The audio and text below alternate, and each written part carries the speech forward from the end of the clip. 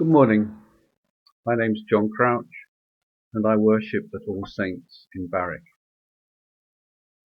This morning's reflection is based on 1 Kings chapter 19, beginning at verse 11. Elijah on Mount Sinai. Go out and stand before me on top of the mountain, the Lord said to him. Then the Lord passed by and sent a furious wind that split the hills and shattered the rocks. But the Lord was not in the wind. The wind stopped blowing, and then there was an earthquake. But the Lord was not in the earthquake. After the earthquake, there was a fire. But the Lord was not in the fire. After the fire, there was the soft whisper of a voice.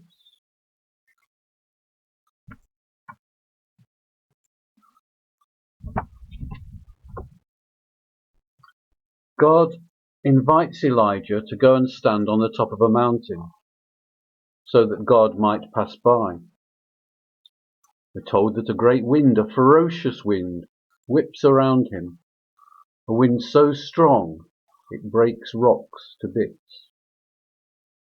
But Elijah does not see God in the wind. And after the wind, an earthquake. But Elijah does not see God in the earthquake. And after the earthquake, the fire, and still Elijah does not see God. After the fire, a still small voice of calm. I believe this is a transforming moment for the storyteller, for the listener, for God, and for Elijah, and for us. It seems to me that God is telling Elijah, let's not do the fire thing again. Up to this point, the Israelites have depended heavily upon the wind, the earthquake, and the fire to prove the power and the might of the one they hold most holy. What if instead the God of our forebears is to be found in the power of silence, found not in this anthropomorphic bellow of an angry father, but a small voice of calm? I think we often find ourselves in Elijah's place, overworked, overstressed, burned out, tired of trying to prove ourselves, underappreciated, at the end of our rope, alone and tired. We can get into this in our jobs, working long hours, making more money, spending more money. We call it a rat race. We can get into this situation in our homes and with our families, as mothers and fathers, as sons and daughters. Nothing I do is ever good enough. We can find ourselves in Elijah's place, in church. I've given all this time. I've worked hard. Why don't more people see it my way? Why am I not appreciated more? I didn't come to church in the first place to feel this way.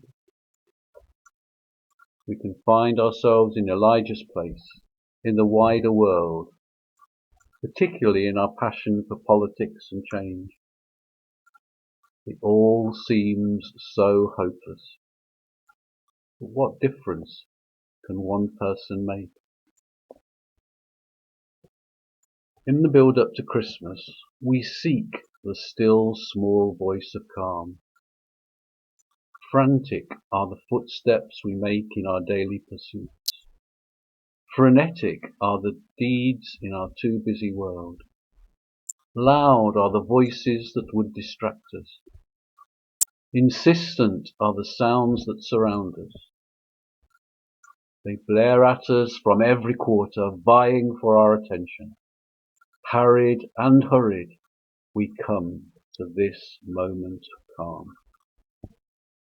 Here we seek an island of stillness in a vast ocean of noise, a few moments of quiet in the midst of strident sound, a peaceful respite from the violence of our time.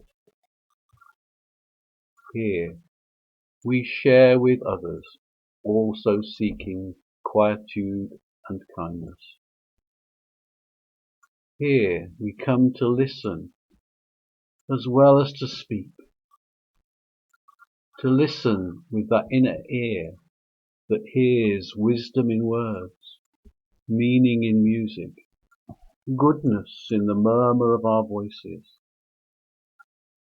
Out of the roar of our days, out of the cacophony of our nights, out of the confusion of our lives, may we be so tuned to hear that still small voice of calm that has been heard through the ages by those who listen with patience and with love.